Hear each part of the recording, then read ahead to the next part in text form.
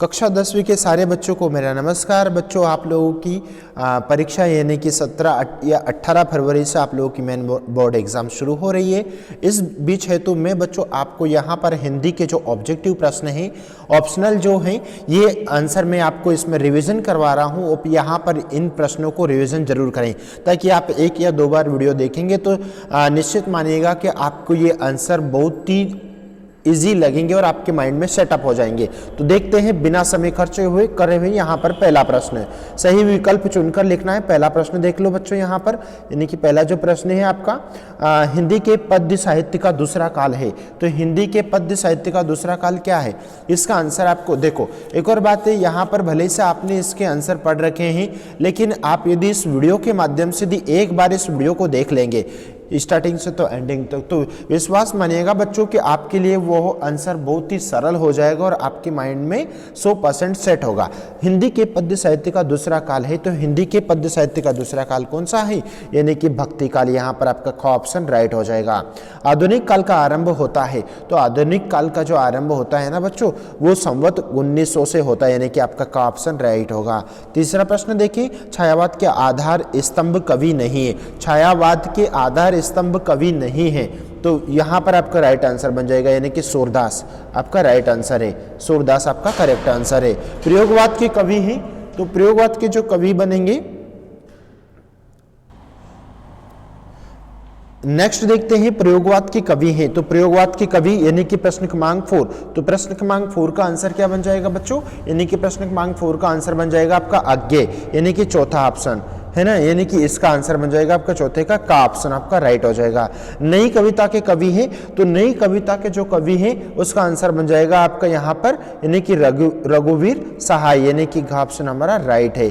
ठीक है, अगला प्रश्न देखेंगे, भक्ति काल की समय सीमा है। तो भक्ति काल की जो समय सीमा है वो क्या है बच्चों, यानी कि प्रश्न क्रमांक 6, यानी कि भक्ति काल की जो समय सीमा है वो है ख ऑप्शन, यानी कि संवत 1375 से संवत 1700, ये आपका राइट आंसर है। अगला प्रश्न देख लीजिए नंबर 7, यानी कि प्रयोगवाद का आरंभ माना जाता है। तो प्रयोगवाद का जो आरंभ माना जाता है वो माना जाता है 1943 से। 1943 आपका राइट आंसर हो जाएगा। नंद नंदन का प्रयोग किया गया है, तो नंद नंदन का जो प्रयोग किया गया है वो किया गया है कृष्ण के लिए। गोपियों को ज्ञान व योग की बातें लगती हैं, तो प्रश्न क्रमांक 9 का आंसर बन जाएगा आपकी, यानी कि कड़वी ककड़ी सी, यानी कि ख ऑप्शन आपका राइट होगा। गोपियों ने श्री कृष्ण की तुलना की है, तो गोपियों ने श्री कृष्ण की तुलना किससे की है, तो गोपियों ने श्री कृष्ण की तुलना की है बच्चों हारिल की लकड़ी से, यानी कि ए ऑप्शन आपका करेक्ट, यानी कि क ऑप्शन। व्याधि शब्द का अर्थ है, यानी कि व्याधि शब्द का अर्थ क्या हो जाएगा, यानी कि रोग हो जाएगा, यानी कि ख ऑप्शन हमारा राइट है। अगला प्रश्न देखें, सुर के पद में भाषा है। तो सुर के पद में जो भाषा है वो कौन सी भाषा, यानी कि ब्रज भाषा, यानी कि का ऑप्शन हमारा राइट है।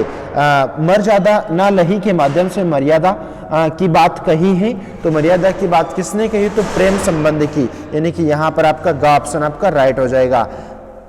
नेक्स्ट क्वेश्चन देखेंगे, सूरदास के गुरु थे, तो सूरदास के गुरु कौन थे, यानी कि सूरदास के गुरु थे बच्चों यहाँ पर वल्लभाचार्य, यानी कि आपका ग ऑप्शन आपका सत्य है। सूर्य के आराध्य हैं, तो सूर्य के आराध्य कौन है, तो सूर्य के जो आराध्य वो है बच्चों श्री कृष्ण, यानी कि ख ऑप्शन हमारा करेक्ट है। देखो, भले से आप लोगों ने इन प्रश्नों को पढ़ रखे हैं बच्चों, लेकिन यदि आप वीडियो के माध्यम से एक या दो बार इस वीडियो को देख लेते हैं, सुन लेते हैं, तो आपके माइंड में ये 100% ये आंसर शिफ्ट हो जाएंगे। और यदि आपने बाकी के दूसरे सब्जेक्ट के वीडियो नहीं देखे, तो प्लीज आप दूसरे सब्जेक्ट के वीडियो जरूर देखें, ताकि एग्जाम से रिलेटेड जितने भी सारे कॉन्सेप्ट है एग्जाम से पहले आपकी क्लियर हो जाए। यदि आपको बाकी के किसी दूसरे सब्जेक्ट में दिक्कत आती है तो हमें कमेंट बॉक्स में कमेंट जरूर करें। यहाँ पर देख लेते हैं प्रश्न क्रमांक 6, प्रश्न क्रमांक 16 पुरैनी पात का अर्थ है। तो पुरैनी पात का अर्थ क्या है, यानी कि कमल का पत्ता, यानी कि क ऑप्शन हमारा राइट हो जाएगा। अगला प्रश्न देखेंगे, यानी कि अगला प्रश्न है हमारा सुर की रचना नहीं है। तो सूर्य की रचना कौन सी नहीं है, तो उसकी रचना यानी कि विनय पत्रिका नहीं है। अगला प्रश्न देख लो बच्चों, यानी कि परशुराम को व्यंग भरे उत्तर दिए, तो परशुराम को व्यंग भरे उत्तर किसने दिए थे, तो वो दिए थे लक्ष्मण ने। किसने दिए थे, लक्ष्मण ने।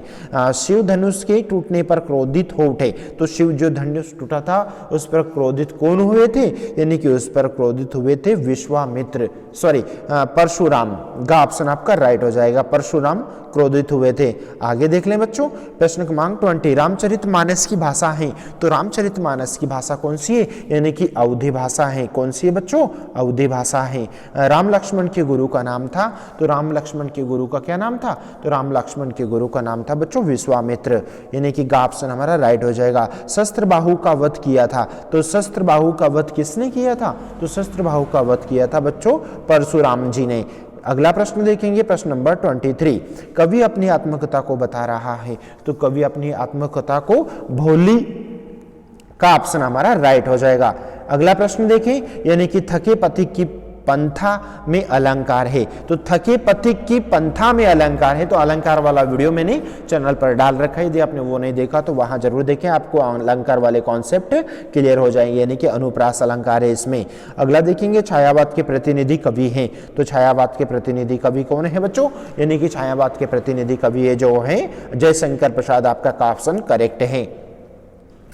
प्रश्न क्रमांक 26 से देखेंगे, प्रसाद जी की को कामायनी पर पारितोषित मिला, तो किस पर मिला, यानी कि उसका आंसर बन जाएगा आपका मंगला पारितोषित पर, यानी कि गा ऑप्शन हमारा सही है।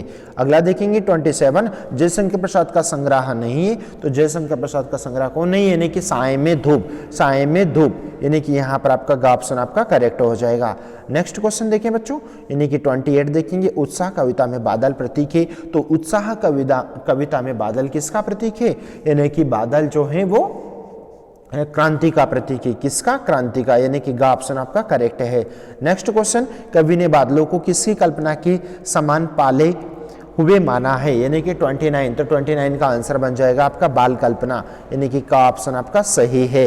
नेक्स्ट क्वेश्चन देखें, कवि ने बादलों के लिए विशेषण प्रयोग किया है, तो कवि ने बादलों के लिए विशेषण जो प्रयोग किया है वो किसके लिए किया है, यानी कि 30 का आंसर बन जाएगा आपको नवजीवन वाले, यानी कि खा ऑप्शन आपका सही है।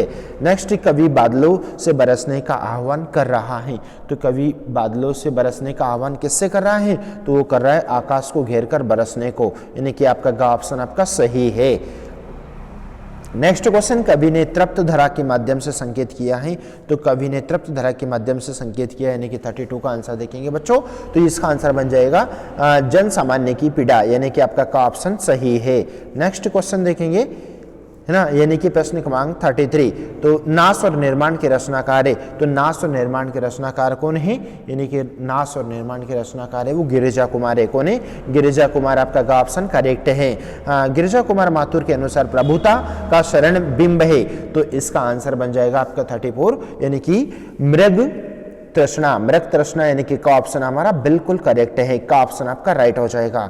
अगला प्रश्न, नई कविता के समर्थ कवि है, तो नई कविता के समर्थ कवि कौन है बच्चों, तो नई कविता के समर्थ कवि है गिरिजा कुमार माथुर, यानी कि गा ऑप्शन आपका राइट हो जाएगा, गिरिजा कुमार माथुर आपका आंसर है। लड़की जैसी दिखाई मत देना से माँ का क्या आशय है, यानी कि आंसर नंबर प्रश्न नंबर 36, यानी कि दुर्बलता को ताकत बनाने के लिए, यानी कि का ऑप्शन मेरे बच्चों यहाँ पर आपका राइट आंसर हो जाएगा। अगला प्रश्न देखेंगे 37, सूरत नृत्य काव्य संग्रह के कवि हैं, यानी कि सूरत नृत्य काव्य संग्रह के कवि कौन है, तो उसके कवि है बच्चों यहाँ पर ऋतुराज। कौन है, ऋतुराज, अपना खा ऑप्शन आपका करेक्ट हो जाएगा। इस वीडियो का लास्ट क्वेश्चन है ये, यानी कि कन्यादान कविता में नारी के किस भाव की अभिव्यक्ति है, तो नारी के यहाँ पर आपका आंसर बन जाएगा, यानी कि संवेदनशीलता, यानी कि यहाँ पर आपका ग ऑप्शन यहाँ पर आपका राइट हो जाएगा। आई होप बच्चों आपको वीडियो पसंद आया होगा, यदि आपको वीडियो पसंद आया तो प्लीज़ वीडियो को सब्सक्राइब करें, लाइक करें, दोस्तों मित्रों में शेयर करें, ताकि वो भी एग्जाम से पहले इस वीडियो को 1 या 2 बार देखते हैं तो उनके सारे कॉन्सेप्ट क्लियर हो जाएंगे और वो आने वाले टाइमिंग में सारे ऑब्जेक्टिव क्वेश्चनों को कंप्लीट कर देंगे। थैंक यू सो मच, अपना ध्यान रखें और नेक्स्ट टाइमिंग में हम एक नए वीडियो के साथ में आपके सामने उपस्थित होंगे। तब तक के लिए जय हिंद, जय भारत।